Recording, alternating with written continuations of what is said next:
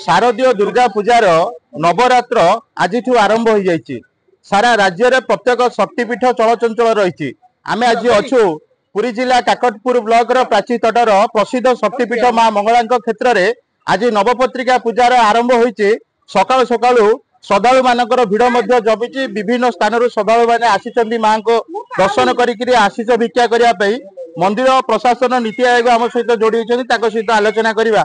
आज्ञा कौन आज माँ नवपत्रिका पूजा आरंभ नवरात्र आरंभ कौन कहे जो नव दिनात्मक पूजा यहाँ गोटे संधि पूजा साधारण पूजा टू टिके अधिका कौन ना माँ दुर्गा वेश रत्नगिरी की विजय करती यहाँ हूँ तार अधिका सार ना 16-17 जो पूजा चले आज आज सबुदिन सामान किंतु नवपत्रिका ठारू नवदिनात्मक पूजा ठारू से संधि पूजा जाए। संधि पूजाटा अधिका हूँ कौन रत्नगिरी विजय दुर्गा को बेश 9 दिन माँ दर्शन देवे। प्रथम बेश तीर कमाण प्रथम बेश कली नाली कली बेश द्वितीय कला कली बेश तृतीय नाली कली बेश चतुर्थ हूँ रघुनाथ बेश पंचम हूँ कार्त्यायनी बेश षष्ठ हूँ महिषामर्दिनी बेश सप्तम हूँ सिंहवाहिनी बेश अष्टमी हूँ काली बेश। यही बेश रत्नगिरी विजय कर महिषासुर को वध करते। यही संधि पूजा जो रात्र 2टा ରୁ 2:30 भितर हुए से संधि मुहूर्त पूजा हुए संधि पूजा कहते नवदिनात्मक पूजा कहते। चंडीपाठ चंडीपाठटा आमर माँ सूर्य पूजा आरंभ हवा मात्रे मध्याह्न समय रे चंडीपाठ करा जाए। जेतेबेले सूर्य पूजा आरंभ हो सेठू चंडीपाठ हुए 17 दिन काल हुए। चंडीपाठ किसी प्रतिभेद नहीं भेद विभाग नहीं चंडी प्रथम रू जहाँ शेष 17 दिन पर्यंत पूजा से जहाँ नीति आयोग प्रशासक आमको सूचना देते बर्तमान माँ जो नवरात्र कला कली नाली कली रघुनाथ एवं सिंह वाहिनी महिषामर्दिनी विभिन्न बेश माँ ये नवरात्र भक्त मान को दर्शन देवे। महेंद्रगिरी विजय माँ जीवे आज महेंद्रगिरी महिषासुर को ठाब करने ये स्वतंत्र रीतिकांति भितर आज शक्तिपीठ माँ मंगला क्षेत्र में आज भक्त मानकर भिड़ जमी समस्ते या वास्तव में देखिए और माँ आशीष भिक्षा करेंगे। आम पाखे अनेक श्रद्धालु जोड़ी अस्तरंगर जड़े प्रतिष्ठित समाजसेवी सहित टे आलोचना करवा। आज्ञा टे परिचय टे देवे। मो ना प्रताप चंद्र परिड़ा अस्तरंग ब्लॉक तालदा पंचायत। आज नवरात्र रे आपण आसी माँ को दर्शन करने आशीष भिक्षा करने माँ विषय कौन कहे। देखो माँ होती आमर काकटपुर अधिष्ठात्री देवी खाली काकटपुर नुहे सारा विश्वर माँ स्रष्टा तेणुक मुझे आज दर्शन कर भारी कृतार्थ लाभ कली। मो माँ पाखे मोर जहाँ अभिलाष अच्छी मुझे आशा कर माँ पूरण करेंगे से दर्शन करने आसती माँ को मोर प्रार्थना मुझे जनाई। जहाँ से कहते आज नवरात्र माँ को दर्शन कर माँ कृपा भिक्षा आम देखा बर्तमान काकटपुर पूर्वतन विधायक रवींद्रनाथ मल्लिक जोड़ी सहित आलोचना कर प्रत्येक वर्ष से नवरात्र आसती। आज्ञा प्रत्येक वर्ष आप आसती दर्शन करती विभिन्न समय आसती कि नवरात्र समय दर्शन कौन निरा रही। माँ तो अधिष्ठात्री से जगत जननी ता बिना कृपारे गचर पत्र भी हलेनी तेणु ये जो नवरात्रि समय आमर सिंहवाहिनी जो प्रोग्राम हुए मु प्रति वर्ष सिंहवाहिनी प्रोग्राम करी विधायक थिला बेले आ सिंहवाहिनी प्रोग्राम पूरा ये अंचल को माने समस्त भल प्रोग्राम थिला आ मु प्रति वर्ष सिंहवाहिनी प्रोग्राम आसे ये जो नवरात्रि यात्रा समय आसिक माँ को दर्शन करे आशीर्वाद भिक्षा करे आ माँ तो करुणामयी सबू करुच्ची सी आ बिना तो कौन सी गचर पत्र भी हलबनी माँ को आसू माँ को आशीर्वाद भिक्षा करूँ माँ को पाखे निज गुहारी दुख जन जाऊ।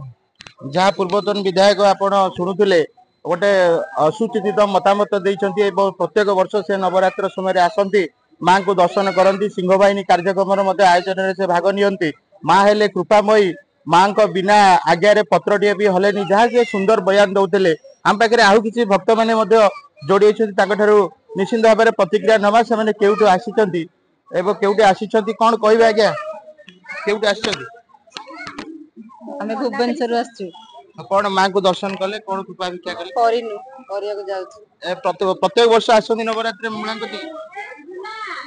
आसो कौन कहे माँ विषय आज्ञा। ମାଙ୍କ ବିଷୟରେ କହିବା ପାଇଁ ତ ଆମ ପାଖରେ କିଛି ବି ନାହିଁ।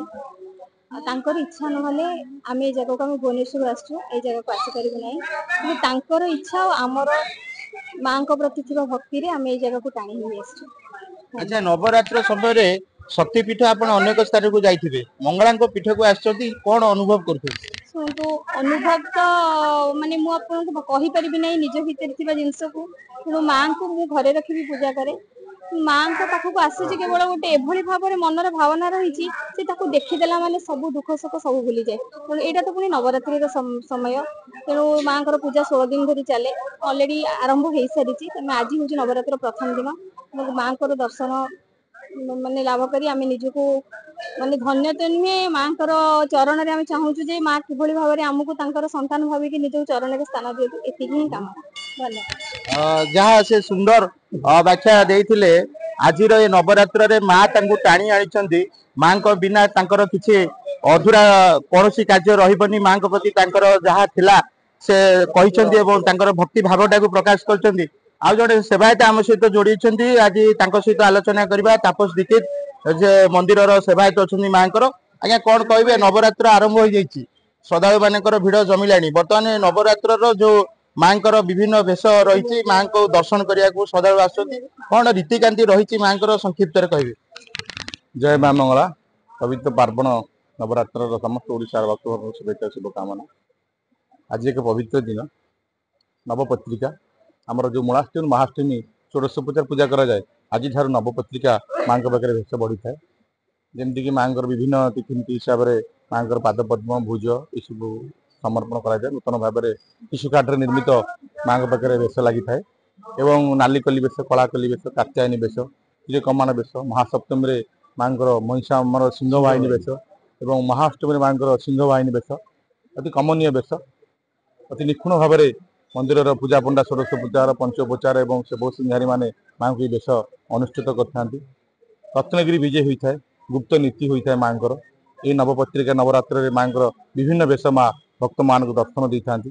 ମହିଷାସୁରକୁ ଠାବ କରିବା ପାଇଁ ସିଂହ ଉପରେ ବସିକିରି ମା ଯେଉଁ ବିରାଜିତ ହେଇଥାନ୍ତି, ଏ ସିଂହର ସ୍ୱରୂପ ମହାସପ୍ତମୀରେ ମା ସିଂହ ବାହିନୀ ବେଶ ଦର୍ଶନ ଦେଇଥାନ୍ତି। ଏହିପରି ଭାବରେ ମାଙ୍କର ଶାରଦୀୟ ପୂଜା ଅନୁଷ୍ଠିତ ହୋଇଥାଏ। ଯାହା ସେବାୟତ ମହାଶୟ ଆମକୁ ସୂଚନା ଦେଇଥିଲେ, ପ୍ରତି ବର୍ଷ ତମାମ ଯୋଉ ପୂଜା ରହିଛି, କିନ୍ତୁ ଏ ନବରାତ୍ର ପୂଜାର ଗୋଟେ ସ୍ୱତନ୍ତ୍ର ନିଆରା ପରମ୍ପରା ରହିଛି।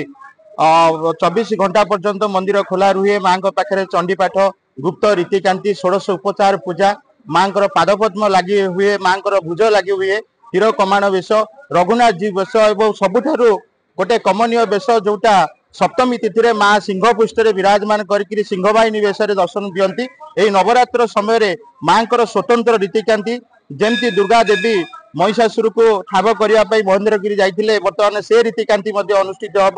ଶ୍ରଦ୍ଧାଳୁ ମାନଙ୍କର ଭିଡ ସକାଳୁ ଆଜି ଜମିଛି ଏବଂ ଏଇଭଳି ନବଦିନାତ୍ମକ ଧରିକିରି ଏଠି କାକଟପୁର ଶକ୍ତିପୀଠରେ ସମସ୍ତ ପ୍ରକାର ରୀତିକାନ୍ତି ଆୟୋଜନ ହେଉଥିବା ବେଳେ ଶ୍ରଦ୍ଧାଳୁ ମାନେ ଅସଂଖ୍ୟ ସଂଖ୍ୟାରେ ଆସିକିରି ମାଙ୍କର କୃପା ଭିକ୍ଷା କରୁଛନ୍ତି। ଆମେ ଯଦି ଦେଖିବା, ମନ୍ଦିର ପ୍ରଶାସନ ହଉ, କାକଟପୁର ପୋଲିସ ହଉ, ସମସ୍ତଙ୍କ ତରଫରୁ ଶୃଙ୍ଖଳିତ ଦର୍ଶନ କରିବା ପାଇଁ ବିଭିନ୍ନ ବ୍ୟବସ୍ଥା ମଧ୍ୟ କାକଟପୁର ମଙ୍ଗଳା ମନ୍ଦିର ପରିସରରେ କରାଯାଇଛି। କାକଟପୁର ମଙ୍ଗଳା ମନ୍ଦିର ପରିସରରୁ ଆର୍ଯ୍ୟ ବିଶ୍ୱାଳଙ୍କ ରିପୋର୍ଟ, ରିପୋର୍ଟର୍ସ ଟୁଡେ।